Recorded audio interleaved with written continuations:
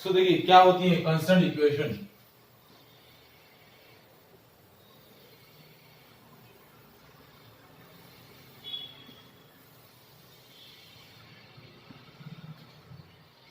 देखिए अब तक जो हमने न्यूटन्स लॉज ऑफ मोशन में जो वैरायटी ऑफ क्वेश्चन डिस्कस किए उनमें सिस्टम में प्रेजेंट जो भी ऑब्जेक्ट्स थे उनकी एक्सेलरेशन सेम हुआ करते थे।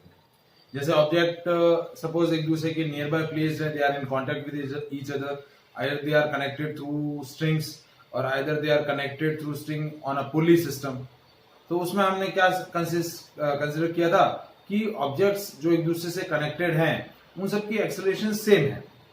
अब हम कुछ ऐसे सिस्टम्स डिस्कस कर रहे हैं जिनमें प्रेजेंट ऑब्जेक्ट्स जो हैं उनके एक्सेलरेशंस क्या हैं, डिफरेंट। क्या है, डिफरेंट है, they do not have same acceleration, उनके एक्सेलरेशंस क्या हैं, डिफरेंट है। तो इस तरीके की रिलेशंस को कांस्टेंट इक्वेशंस बोलते हैं, कांस्टेंट रिलेशन बोलते हैं। ठीक है, सो क्या होता है कांस्टेंट?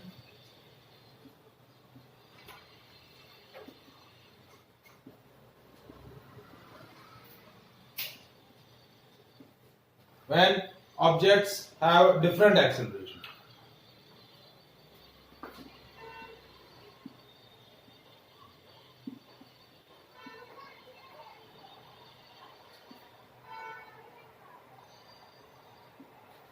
सिस्टम में जो प्रेजेंट ऑब्जेक्ट्स हैं उनकी एक्सेलरेशंस क्या है, डिफरेंट है। जैसे देखिए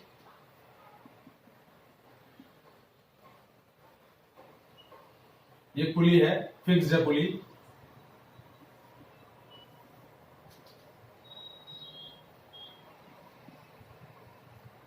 इस पुली से दो ऑब्जेक्ट्स कनेक्टेड है। ठीक है, ये ऑब्जेक्ट 1, ये ऑब्जेक्ट 2। ठीक है, और हमने बोला है कि इन दोनों ऑब्जेक्ट्स के मासेस जो हैं, सॉरी ऑब्जेक्ट के मासेस तो डिफरेंट है ही, लेकिन इन ऑब्जेक्ट के एक्सेलरेशंस भी क्या है, डिफरेंट है। क्या है, डिफरेंट। तो किस तरीके से इनके एक्सेलरेशंस हम फाइंड आउट करें?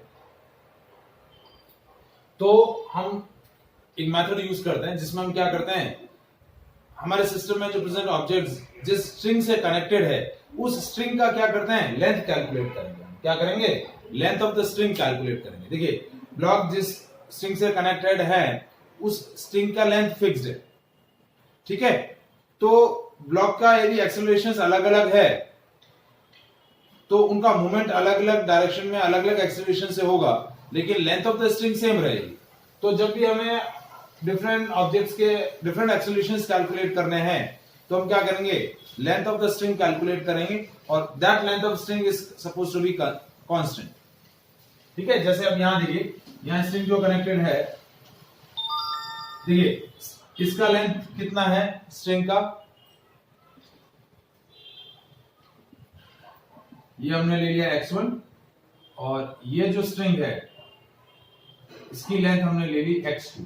क्या ले ली, x2। और total length of the string क्या होगी,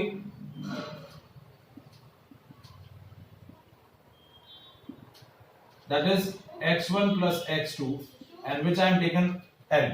total length of the string क्या है, L क्या है मेरी, कांस्टेंट है।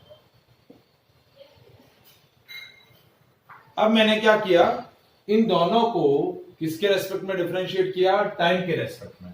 Differentiate with respect to time. तो क्या गया, d by dt of x1 plus d by dt of x2 is equals to d by dt of L। देखिए अब इन दोनों ऑब्जेक्ट्स की पोजीशन जो है वो चेंज हो सकती है। जैसे ये ब्लॉक नीचे आएगा तो ये ऊपर जाएगा, ये नीचे आएगा तो ये और ऊपर जाएगा।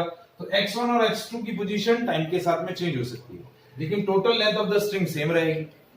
तो ये क्या हो गया, v1 plus v2 is equals to 0। क्या हो गया, v1 plus v2 is equals to 0, क्योंकि rate of change of position with respect to time velocity बोली जाती है। क्या बोली जाती है, वेलोसिटी। तो ये दोनों ऑब्जेक्ट की वेलोसिटी क्या आ गई, v1 plus v2 is equals to 0। हमने एक बार और डिफरेंशिएट किया, differentiate with respect to time. तो d by dt of v1 plus d by dt of v2 is equals to d by dt of 0। तो हो गया a1 plus a2 is equals to 0।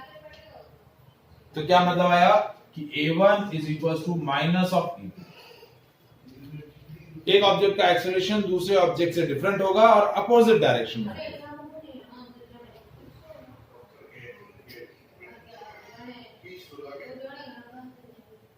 A1 is equal to minus of E2।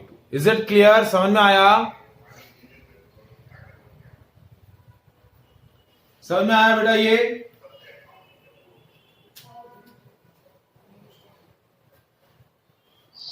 No sir, एक बार और repeat कर वापस से थोड़ा short. क्या करें वापस से? देखिए, हमने क्या कंसीडर किया कि जो ऑब्जेक्ट्स कनेक्टेड है सिस्टम के अंदर उनके एक्सेलरेशंस डिफरेंट है, सेम नहीं है, वो अलग अलग एक्सेलरेशन से जा रहे हैं। तो इस तरीके के रिलेशंस क्या बोले जाते हैं? Constant equations, constant relation. हो सकता है ना भी पॉसिबल कि अब तक हमने जो सिचुएशंस डिस्कस करी थी उनमें हमने क्या बोला था? सारे ब्लॉक्स का जो एक्सेलरेशन है सेम है।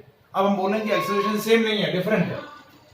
तो भाई ये ब्लॉक का एक्सेलरेशन जब ये नीचे आ रहा है या ये ऊपर जा रहा है, तो ये नीचे आएगा तो ये ऊपर जाएगा, ये नीचे जाएगा तो ये ऊपर जाएगा। एक्सेलरेशंस डिफरेंट हो सकते हैं ना, तो डिफरेंट एक्सेलरेशंस हो सकते हैं, लेकिन ब्लॉक जिस स्ट्रिंग से कनेक्टेड है उस टोटल स्ट्रिंग का लेंथ क्या रहेगा? सेम रहेगा कि नहीं रहेगा? Yes sir. तो बस हम क्या कर रहे हैं? Total length of string calculate कर रहे हैं और फिर उसको टाइम के रेस्पेक्ट में डिफरेंशिएट कर रहे हैं। Differentiate with respect to time, तो ये हमारे एक्सेलरेशन का रिलेशन आ गया। एक दो और क्वेश्चन करते हैं तो आपको और अच्छे से क्लियर होगा कि कैसे कांस्टेंट रिलेशन बन रहा है। सर एक डाउट है, ये एक्स क्यों है? मतलब एक्स क्यों लिया? मतलब दोनों की मतलब जो स्ट्रिंग है टोटल, हाँ, उसमें से मतलब डिवाइड हो गई ना स्ट्रिंग। हाँ, इसलिए तो टोटल स्ट्रिंग की जो लेंथ थी वो x1 और x2 में डिवाइड हो गई। आई चीज समझ में? Okay sir. ठीक है। अब देखिए थोड़ा सा और मैं सिस्टम को डिफरेंट करता हूं। अब नेक्स्ट सिस्टम देखिए,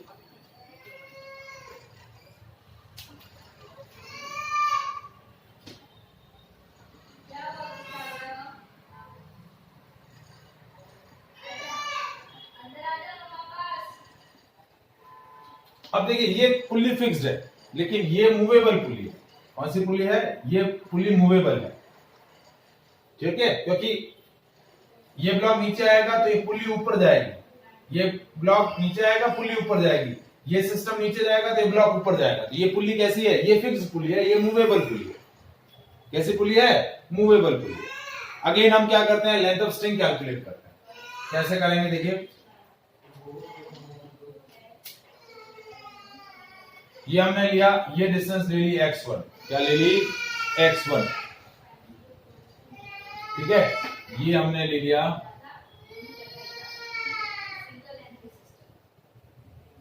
ये हमने ले ली x2। ले सकते हैं x2?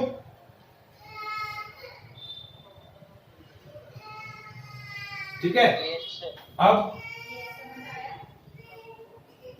ये पूरी ले ली मैंने x3, यहां से यहां तक की, और यहां से यहां तक की डिस्टेंस ले ली x4।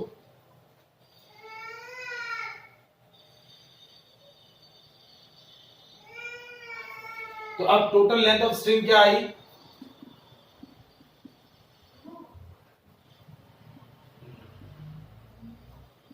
x1 plus x2। अब ये स्ट्रिंग का लेंथ कितना आया? x3 minus x2। और ये वाली जो स्ट्रिंग है इसका लेंथ कितना आया? x4 minus x2 is equal to l।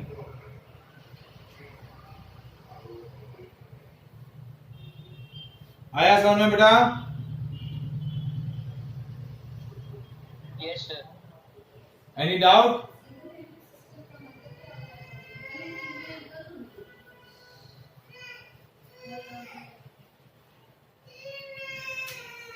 Is there any doubt?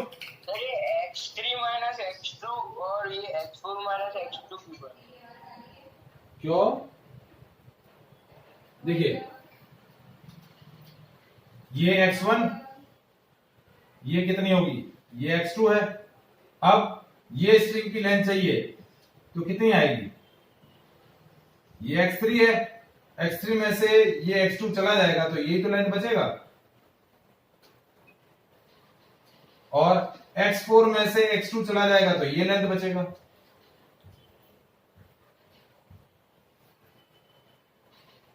Okay sir. अब मैं क्या कर रहा हूं, ये मेरी मूवेबल पुली है, ये मेरी फिक्स पुली है, दोनों के एक्सेलरेशंस। तो मैंने क्या लिया, x1 प्लस x2 को ले लिया L1 और x3 minus x2 plus x4 minus x2 को ले लिया मैंने L2। मतलब जो स्ट्रिंग मेरी फिक्स पुली से कनेक्टेड थी उसको उस लेंथ को ले लिया L1, और जो स्ट्रिंग मेरी मूवेबल पुली से कनेक्ट थी उस स्ट्रिंग का लेंथ मैंने क्या ले लिया, L2। फिक्स पुली से कनेक्टेड ब्लॉक्स का, फिक्स पुली से कनेक्टेड जो स्ट्रिंग थी उसकी लेंथ अलग ले ली, पहले मैंने टोटल आपको बता दी। फिर मैंने क्या किया, फिक्स पुली से कनेक्टेड ब्लॉक्स जो हैं उनका लेंथ अलग ले लिया और मूवेबल पुली से कनेक्टेड का अलग ले लिया। अब देखिए ये इक्वेशन 1 हो गई, ये इक्वेशन 2 हो, x3 plus x4 minus 2x2 is equal to L2, ये इक्वेशन सेकंड हो। अब इक्वेशन 1 को डिफरेंशिएट करेंगे, इक्वेशन 2 को भी डिफरेंशिएट करेंगे। तो इक्वेशन 1 को डिफरेंशिएट किया, x1 plus x2 is equal to L, तो क्या हुआ, dWRT differentiate with respect to time, तो ये हो गया dx1 by dt plus dx2 by dt is equal to 0, क्योंकि लेंथ L1 जो है वो फिक्स्ड है।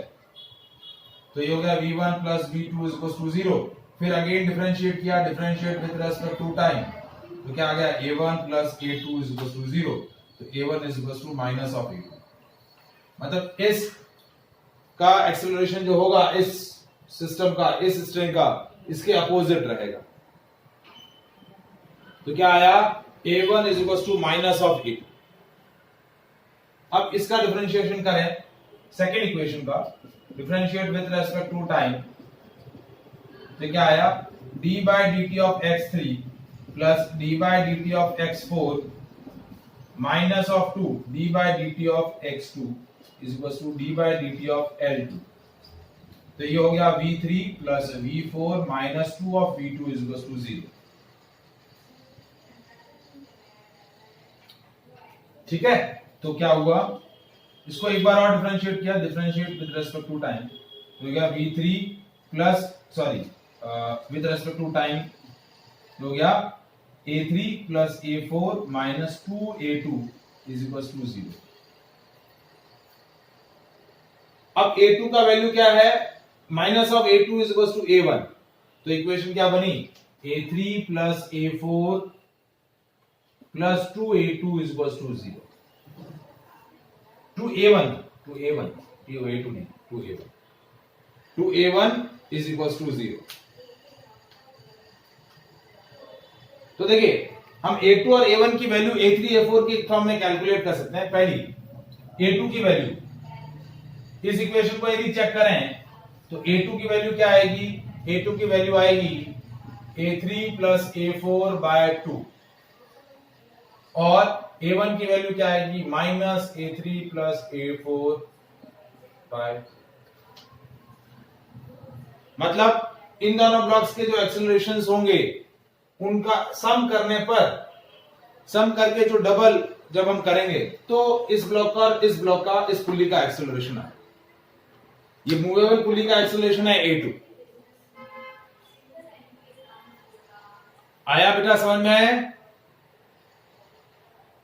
Yes sir. क्लियर है? Any doubt in this part?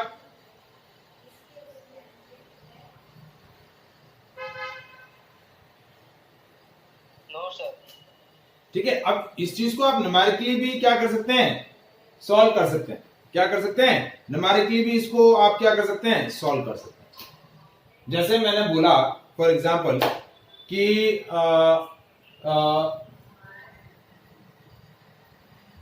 Block ए जो है वो मैंने ऐसा बोला कि ब्लॉक ए, या ब्लॉक ए नहीं बोल के हम ऐसा बोले हैं कि चलो ब्लॉक ए का ले लेते हैं। ब्लॉक ए जो है वो मेरा A1 है मेरा 1 मीटर पर सेकंड स्क्वायर। कितना है? 1 मीटर पर सेकंड स्क्वायर। ठीक है, यानी पॉजिटिव एक्सीलरेशन है और वो क्या मूव कर रहा है? अपवर्ड मूव कर रहा है। और A2 जो है वो भी मेरा है 2 मीटर पर सेकंड स्क्वायर। कितना है? 2 मीटर पर सेकंड स्क्वायर। ठीक है, नहीं A2 2 नहीं होगा, A2 हो जाएगा A2 की वैल्यू तो हो जाएगी -1 मीटर पर सेकंड। अब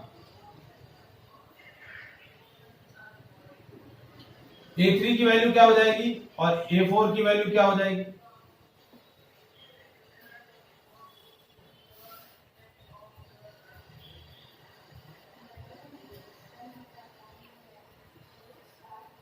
A3 A4 नहीं, A3 A4 में एक और वेरिएबल हमें देना पड़ेगा।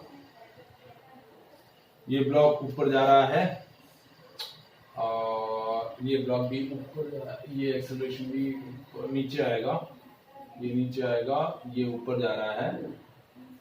फिर हमने ऐसा बोल दिया A3, ये भी बोल दिया 2 मीटर पर सेकंड स्क्वायर। तो A4 की वैल्यू क्या होगी? A4 की वैल्यू आप इस रिलेशन से कैलकुलेट कर सकते हो। इस रिलेशन से देखो, A3 plus A4 plus twice of A1 is equal to 0। तो A4 हो जाएगा minus of 2A1 plus A3, हो गया माइनस 2A1 यानी 2 प्लस 2 -4 मीटर पर सेकंड स्क्वायर। तो ये वाला जो ब्लॉक है, थर्ड वाला ब्लॉक, वो 4 मीटर पर सेकंड स्क्वायर के एक्सीलरेशन से डाउनवर्ड जाएगा। क्या जाएगा? डाउनवर्ड जाएगा।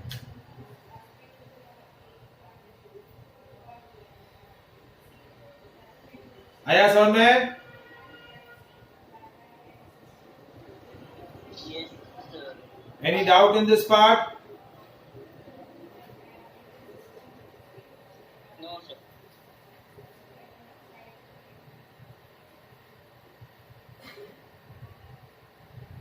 ठीक है, अब देखिए मैं एक दो क्वेश्चंस आपको डिस्कस कर रहा हूं तो शायद और आपको अच्छे से क्लियर हो जाए कि कैसे ब्लॉक्स के एक्सेलरेशंस डिफरेंट है।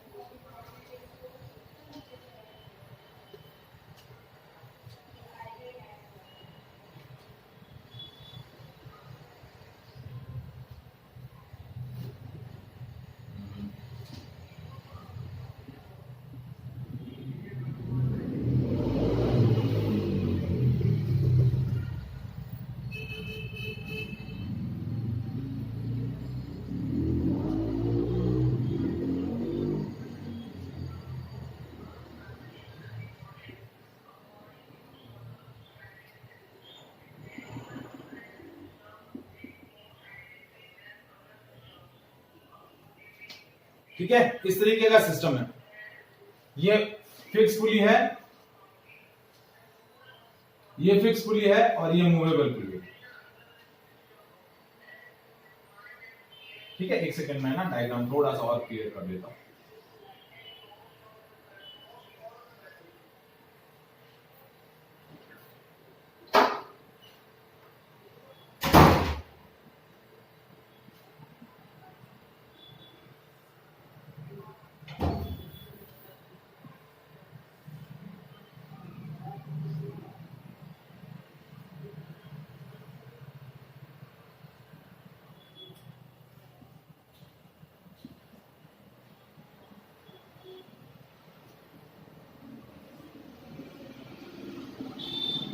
ये 1 kg है और ये 2 kg वाला ब्लॉक है।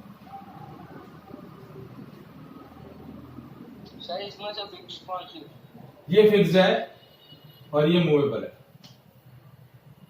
ये फिक्स पुली है और ये मूवेबल है।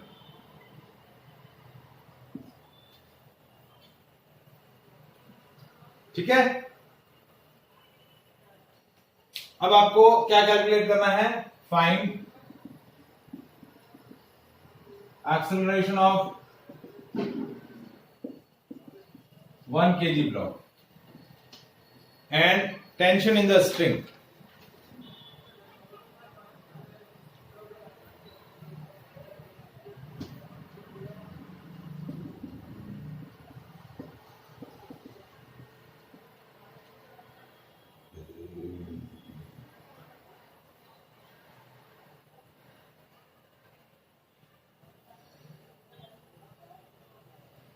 ठीक है, तो आपको length of the string calculate करना है।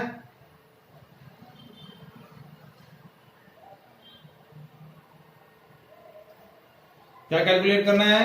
Length of the string. कैसे किया देखो, इस सिस्टम को थोड़ा सा हम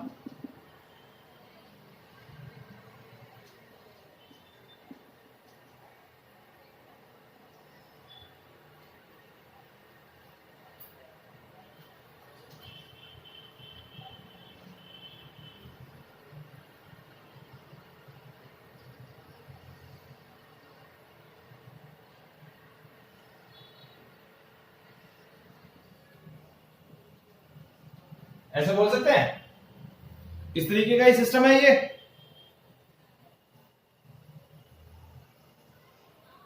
है कि नहीं ये इस तरीके का सिस्टम?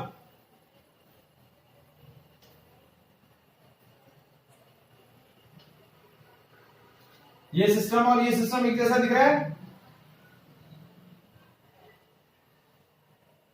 अब देखिए, ये लेंथ मैंने ले ली x1 और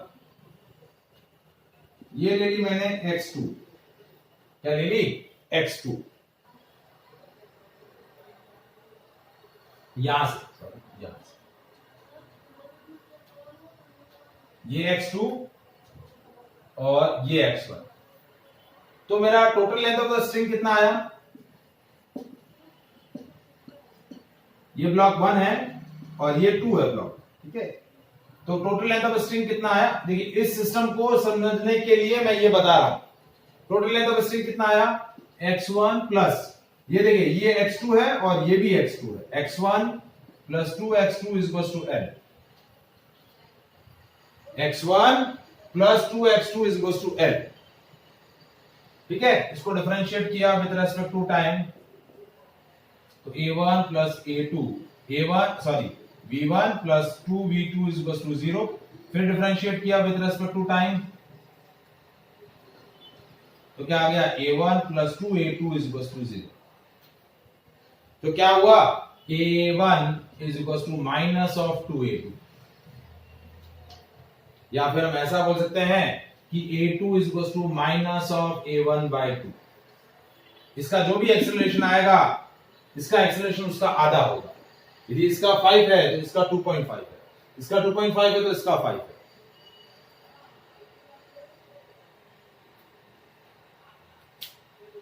यदि इसका एक्सेलरेशन a ले रहा हूं तो इसका एक्सेलरेशन कितना लूंगा? 2a। कितना लूंगा? 2a।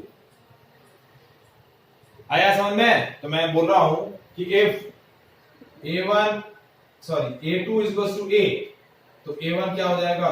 2a। a1 की वैल्यू क्या हो जाएगी? 2a। डायरेक्शन अपोजिट होगी। तो देखिए, यदि ये ब्लॉक a एक्सेलरेशन से आगे जा रहा है तो ये ब्लॉक क्या होगा? 2a एक्सेलरेशन से नीचे आएगा। क्या आएगा? 2a एक्सेलरेशन से।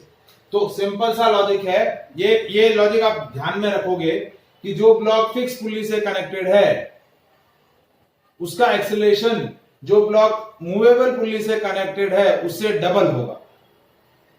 क्या होगा? डबल रहेगा। आया बात समझ में? Yes sir. Clear?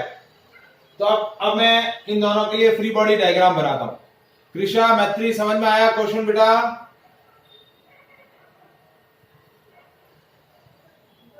Yes sir.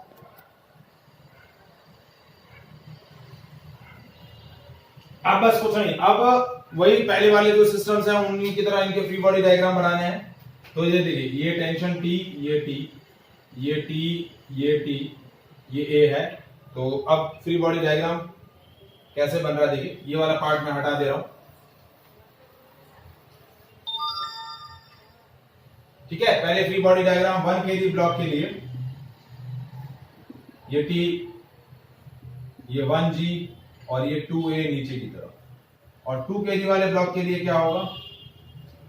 2 kg वाले ब्लॉक के लिए इस तरफ है 2T और ये ब्लॉक A एक्सेलरेशन से आगे जा रहा है।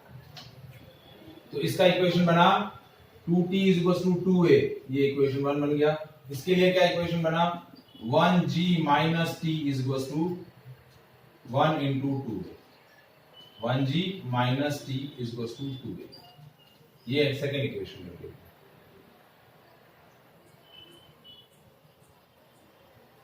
ठीक है, ये इक्वेशन 1, ये इक्वेशन 2। हमें a की वैल्यू चाहिए, इसकी वैल्यू चाहिए, a की वैल्यू और t की वैल्यू। तो 2t is equals to 2a है और 1g minus t is equals to 2a है। अब इस इक्वेशन को, पहली वाली इक्वेशन को 1 से मल्टीप्लाई किया, दूसरी वाली को 2 से, और दोनों को ऐड कर दिया। 2t प्लस 2a, ये हो गया 2g minus 2t is equal to 4a। Add किया तो 2g is equal to 6a। तो a की वैल्यू हो गई 2g बाय 6, यानी g बाय 3 मीटर पर सेकंड स्क्वायर। कितना हो गया? g बाय 3 मीटर पर सेकंड स्क्वायर। ये हमारा a का वैल्यू आया। मुझे क्वेश्चन में क्या पूछा है? 1 kg ब्लॉक का एक्सेलरेशन पूछा है। तो 1 kg वाले ब्लॉक का एक्सेलरेशन कितना होगा? Acceleration of 1 kg block that is 2a। 2a की वैल्यू हो जाएगी 2g बाय 3 मीटर पर सेकंड स्क्वायर। और दूसरा पार्ट क्या पूछा है? ये मेरा एक सोल्यूशन आ गया, टेंशन इन अ स्ट्रिंग। तो टेंशन इन अ स्ट्रिंग क्या हुआ?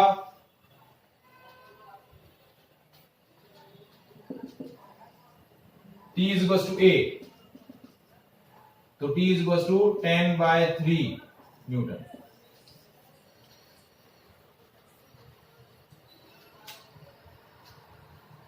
A की वैल्यू बेसिकली G by 3 है, इसलिए 10 by 3 न्यूटन। तो टेंशन इन अ स्ट्रिंग कितना हो गया? 10 by 3 न्यूटन। और acceleration of 1 block, 1 kg block हो गया 2g by 3, और 1 kg ब्लॉक का हो गया g by 3। Is it clear? Yes, sir. Any doubt? No, sir.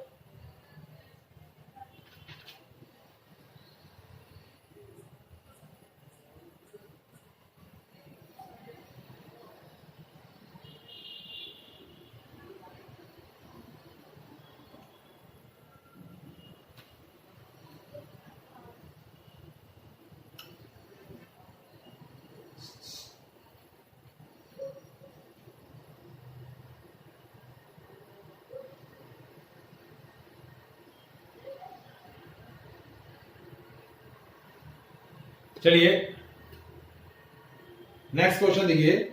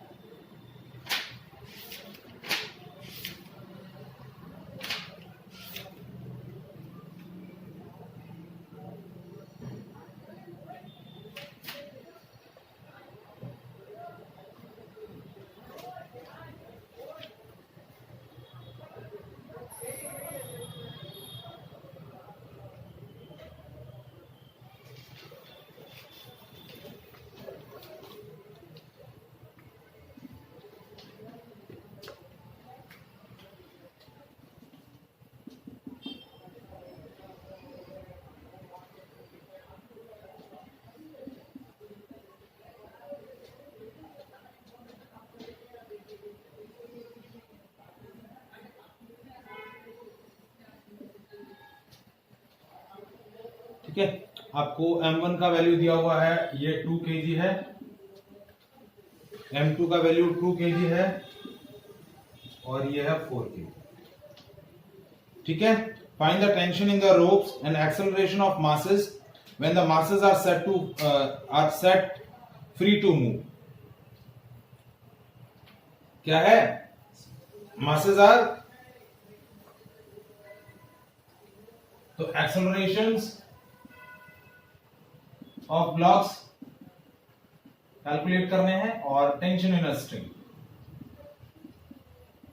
Calculate करना है। क्या करना है? Tension in a string calculate करना है। ठीक है। तो देखिए इस वाले पार्ट में टेंशन ये T1 और यहां T2। ठीक है। टेंशंस इस तरीके से डिवाइड हो जाएंगे, पर पहले मुझे क्या करना है? एक्सेलरेशंस कैलकुलेट करने हैं। क्या कैलकुलेट करने हैं? एक्सेलरेशंस कैलकुलेट करने हैं। और उन एक्सेलरेशंस के अंदर क्या निकालना है? रिलेशन निकालना है कि एक्सेलरेशंस कैसे कैलकुलेट होंगे। ठीक है। हाँ जी, कैसे करेंगे बताइए।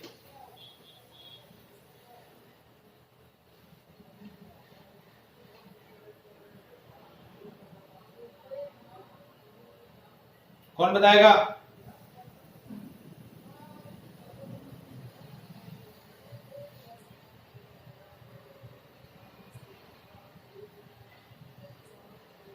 एक बार क्वेश्चन रिपीट करो। 3 ब्लॉक्स दिए हुए हैं, तीनों के एक्सेलरेशंस अलग अलग हैं। एक 2 kg का है, दूसरा भी 2 kg का, तीसरा 3 kg का है, सॉरी 4 kg का। एक्सेलरेशंस ऑफ ब्लॉक कैलकुलेट करने हैं, tension in a string calculate करनी है। हम क्या करेंगे, जैसे देखिए ये ले लिया मैंने x1। ठीक है। ये मैं डिस्टेंस क्या ले रहा हूं, ये x2 की बजाय आप xp ले लो पुली के लिए। क्या ले लो? xp। फिर ये डिस्टेंस x2 और ये डिस्टेंस x3 ले लो। पहले मैंने उससे पहले मैं क्या लिया था? ये x1, ये x2 लिया था, ये x3 लिया था और ये x4 ले लिया। आप चाहे तो वो भी ले सकते हैं। x2 क्या हो जाएगा? x2 मेरा पुल्ली का एक्सेलरेशन हो जाएगा। कंफ्यूजन हो रहा हो तो छोड़ो, पुराना वाला ही कर लो। x2 मेरा क्या हो जाएगा? Position of pulley. तो अब पहले वाला पार्ट क्या होगा? x1 plus x2 is equal to L1। और दूसरा क्या होगा? इस सिस्टम का देखिए सिंपल सा लॉजिक है। ये 4 kg वाला ब्लॉक है, नीचे आएगा, ये ऊपर जाएगा। जाएगा कि नहीं जाएगा? ऐसे ये दिख रहा है कि 4 kg वाला ऐसे जाएगा, ये ऊपर जाएगा, लेकिन ये पुल्ली मूवेबल है, तो इसलिए आपको ध्यान में रखना है कि एक्सेलरेशंस किस अकॉर्डिंग चेंज हो रहे हैं। तो ये रिलेशन पहले आपको बनाना पड़ेगा। तो x1 plus x2 is equal to L1। अब इसका क्या होगा? इसकी लेंथ ये वाली x3 minus x2 plus x4 minus x2 is equal to L2। तो x2 जो है वो मेरी क्या है? पुल्ली की पोजीशन है, पुल्ली का एक्सेलरेशन है, इस मूवेबल पुल्ली का। तो देखिए मैं डायरेक्ट लिख रहा हूं x1 plus x2 is equal to L1। तो इसको डिफरेंशिएट किया, differentiate with respect to time. Direct दो बार डिफरेंशिएट कर रहा हूं तो ये हो गया a1 plus a2 is equal to 0। ठीक है। तो a2 की वैल्यू हो जाएगी माइनस ऑफ a1। अब ये इक्वेशन क्या बनी? x3 plus x4 minus 2x2 is equal to 0, sorry is equal to L2। तो डिफरेंशिएट किया, differentiate with respect to time.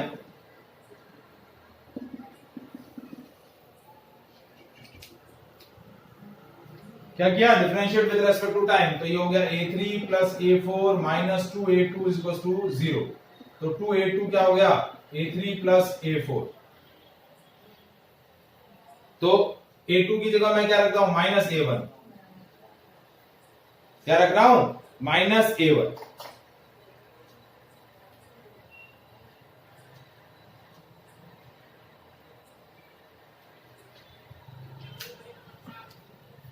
Plus 2a1 हाँ, तो ये क्या हो गया, a2a1 minus of 2a1 is equal to a3 plus a4। तो a1 is equal to what, 2a1 is equal to what, minus a3 plus a4। Minus sign सिर्फ क्या बता रहा है कि डायरेक्शन अपोजिट है। जैसे मतलब ये a3 और a4 दोनों नीचे जाएंगे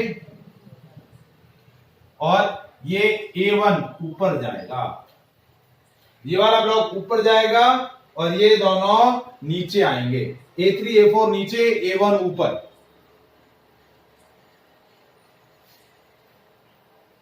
आया समझ में? इक्वेशन बनाए। अब हमारे पास चार वेरिएबल a1 a3 a4 और t1 t2, पांच वेरिएबल है।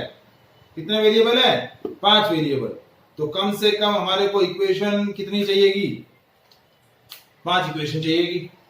तो पांच में से एक इक्वेशन ये बन गई।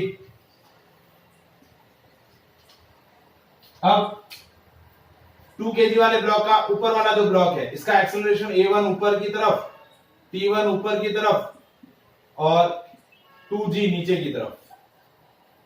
तो एक्सेलरेशन ऊपर की तरफ है तो t1 minus 2g is equal to a1, 2a1। ये इक्वेशन सेकंड। फिर ये जो 2 kg वाला ब्लॉक है, इसकी इक्वेशन बनाए। 2g क्या हो गया? ये हो गया t2, ये 2g नीचे की तरफ, ब्लॉक नीचे की तरफ जा रहा है a3, तो हो गया 2g minus t2, 2g minus t2 is equal to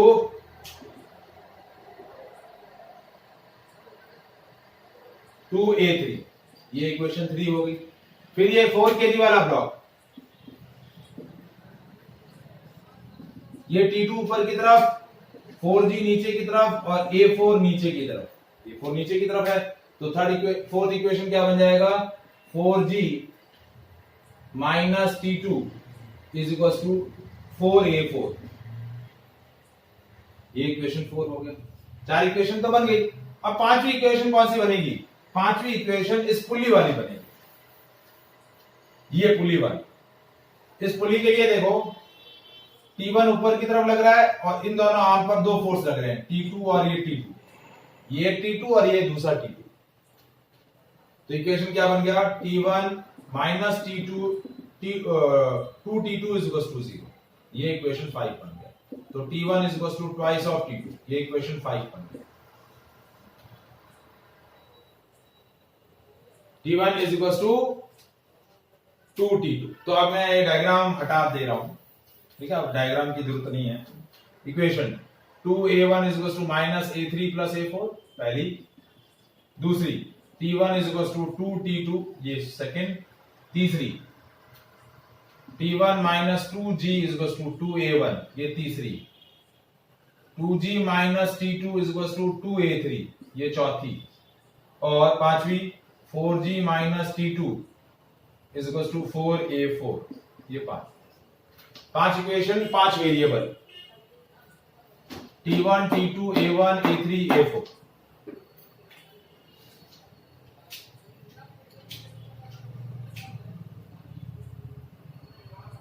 solve करेंगे, हो जाएगा।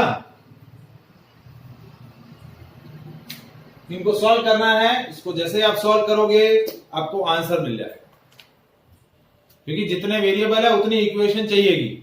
तो आप इजीली सॉल्व करेंगे। देखिए इसमें क्या कर दो, T2 और T2 की जगह T1/2 रख दो, या फिर इस T1 की जगह 2T2 रख दो और इस A1 की जगह A3 और A4 रख दो। तो ये तीनों इक्वेशंस T2, A3 और A4 के अंदर आ जाएगी। तो तीन वेरिएबल, तीन इक्वेशन सॉल्व कर लो तो आपको A3, A4 और T2 की वैल्यू मिल जाएगी। उससे आपको T1 और A1 की वैल्यू मिल जाएगी। आया समझ में? एक बार आप से बोलो ना, मुझे पता नहीं। देखो मैं वापस से बता रहा हूं, ये पांच इक्वेशन बनी। अब मैं क्या कर रहा हूं, इक्वेशन 3 में चेंज कर रहा हूं। इक्वेशन 3 को क्या कर रहा हूं, T1 की जगह रखा 2T1 minus 2G is equal to twice of A1 की जगह क्या रखा, माइनस A3 प्लस A4।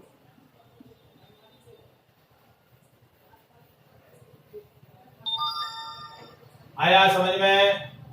या फिर मैं माइनस साइन हटा देता हूं, अभी सिर्फ ये लिख देता हूं A3 प्लस A4। ये इक्वेशन 3 हो गई अब। और 2g minus T2 is equal to ये T2 2T2 है, ठीक है, इज इक्वल टू 3a3, ये इक्वेशन 4 है, और 4g minus T2 is equal to 4a4 है। तो देखिए T2, A3 और A4 तीन वेरिएबल, तीन इक्वेशन, सॉल्व करो आंसर मिल जाएगा।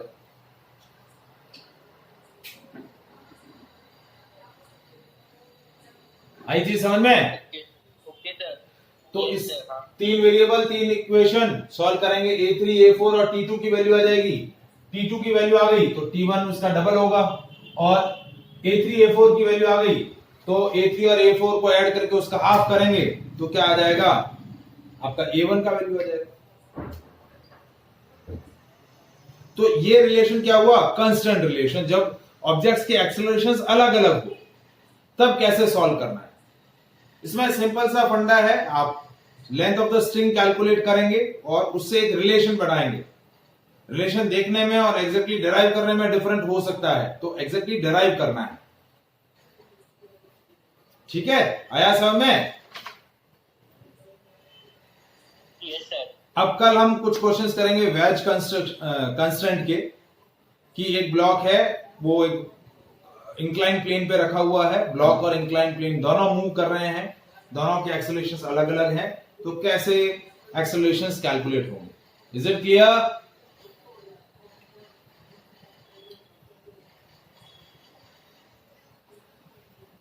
कृषा, मैत्री, प्रज्ञा, बेटा ये समझ में आया?